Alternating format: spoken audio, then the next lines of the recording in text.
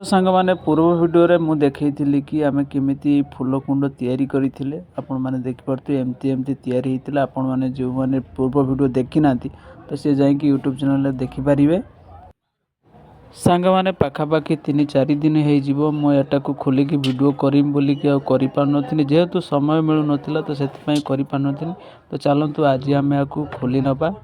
ତ ମୁଁ ଯେହେତୁ ଜରି ଦେଇଥିଲି ସେଇଥିପାଇଁ ଆରାମସେ ସେ ବାଲ୍ଟିଟି ବାହାରିଗଲା। ଏବେ ଆମେ ଜରି କାଢ଼ି ନେବା ଆଉ ଦେଖିବା କେମିତି ହେଇଛି। ଆପଣମାନେ ଜାଣିଥିବେ ମୁଁ କେତେ ଷ୍ଟ୍ରଙ୍ଗ ଏଇଟା ବନେଇଛି, ତାର ଫାର ଦେଇକି ଗାମଛା ବା ଡବଲ କପଡ଼ା ଦେଇକି ବନେଇଛି।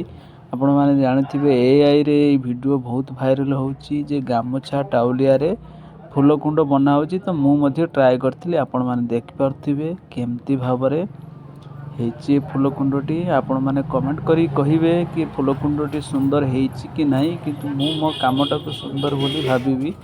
ଦେଖିପାରୁଥିବେ ଆପଣମାନେ।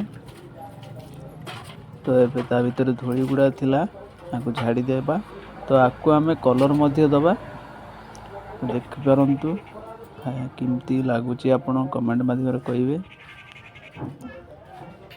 ତ ଆପଣମାନେ ବି ଯଦି ଚାହୁଁଛନ୍ତି ଏମିତି ନୂଆ ଭିଡ଼ିଓ ଦେଖିବା ପାଇଁ ନିହାତି ଭାବରେ ମୋ ଚ୍ୟାନେଲକୁ ସବସ୍କ୍ରାଇବ୍ କରିବେ ଏବଂ ଭିଡ଼ିଓ ଭଲ ଲାଗିଥିଲେ ଭିଡ଼ିଓକୁ ଲାଇକ୍ କରିବେ। ତ ଏଠି ଆମେ କୌଣସି କଲର୍ ଦେବା ନାହିଁ। ଏଠି ମୁଁ ହ୍ୱାଇଟ୍ ସିମେଣ୍ଟର ବ୍ୟବହାର କରିବି, ଯାହାଦ୍ୱାରା କି এই ଫୁଲ କୁଣ୍ଡଟି ଆଉ କିଛି ମଜବୁତ ହେଇଯିବ, ଯାହାଦ୍ୱାରା କି କିଛି ଦୀର୍ଘ ଦିନ ଧରି ପର୍ଯ୍ୟନ୍ତ ଏଟା ୟୁଜ୍ କରିହେବ। ତେଣୁକରି ଆମେ ଏଇ ଗୋଟେ ଜିନିଷକୁ ଏତେ ଜିନିଷ ଖର୍ଚ୍ଚ କରିକି ଯାହା ବି ହେଲେ ପଇସା ଖର୍ଚ୍ଚ ହେଉଛି, ସିମେଣ୍ଟ କପଡ଼ା ଆଉ ଟାଇମ୍ ମଧ୍ୟ ଲାଗୁଛି। ତ ଆମେ ତାକୁ ଟିକେ ଭଲସେ ମଜବୁତ କଲେ ହିଁ ସେ କିଛି ଦିନ ଲାଷ୍ଟିଂ କରିବ। ତ ଆପଣମାନେ ଦେଖିପାରୁଥିବେ ମୁଁ ହାତରେ ଏକ କପଡ଼ା ସାହାଯ୍ୟରେ ତାର ଉପର ଗୁଡ଼ାକ କଲର୍ କରିଦେଉଛି ଆଗେ, ତାପରେ ଆମେ ଏଟାକୁ ଚାରିପଟେ କଲର୍ କରିବା। ତ ମୁଁ ଏଠି ଟିକେ ପୁଟି ବହଳିଆ କରିଦେଲି ଆଉ ତାକୁ ଭଲସେ ପୁଟି ୱାଶ୍ କରିଦେବା। ଆକୁ 2 ଦିନ ପର୍ଯ୍ୟନ୍ତ ମଧ୍ୟ ଶୁଖିବାକୁ ଛାଡ଼ିଦେବା। ତାପରେ ଆପଣଙ୍କୁ ଭିଡ଼ିଓ ଲାଷ୍ଟରେ ରେଜଲ୍ଟ ଦେଖିନେବେ କେତେ ସୁନ୍ଦର ଦେଖାହେଉଛି। ଆପଣ ଭିଡ଼ିଓକୁ ଲାଷ୍ଟ ପର୍ଯ୍ୟନ୍ତ ଦେଖନ୍ତୁ ଏବଂ ଜମା ବି ସ୍କିପ୍ କରନ୍ତୁ ନାହିଁ, କାହିଁକିନା ଭିଡ଼ିଓରେ ସ୍କିପ୍ କଲେ ଆପଣ କିଛି ବି ଜାଣିପାରିବେ ନାହିଁ।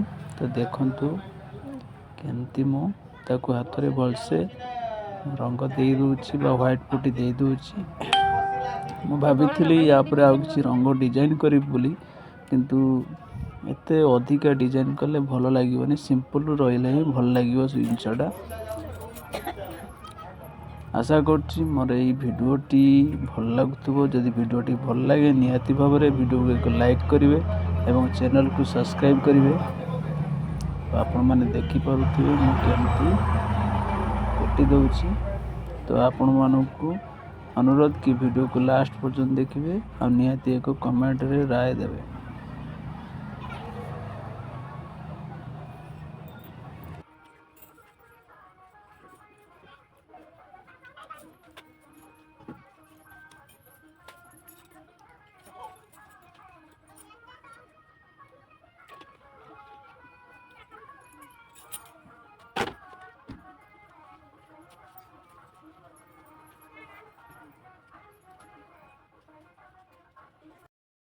ଏବେ ଦେଖନ୍ତୁ 2 ଦିନ ପରେ ଶୁଖିଗଲା ପରେ କେମିତି ଦେଖାଯାଉଛି। ପୁରା ଯେଉଁ ପୁଟି ଦେଇଥିଲେ ସେଟା ପୁରା ଭଲ ଭାବରେ ତା ଦେହରେ ଲାଗିଯାଇଛି ଆଉ ଶୁଖିଯାଇଛି।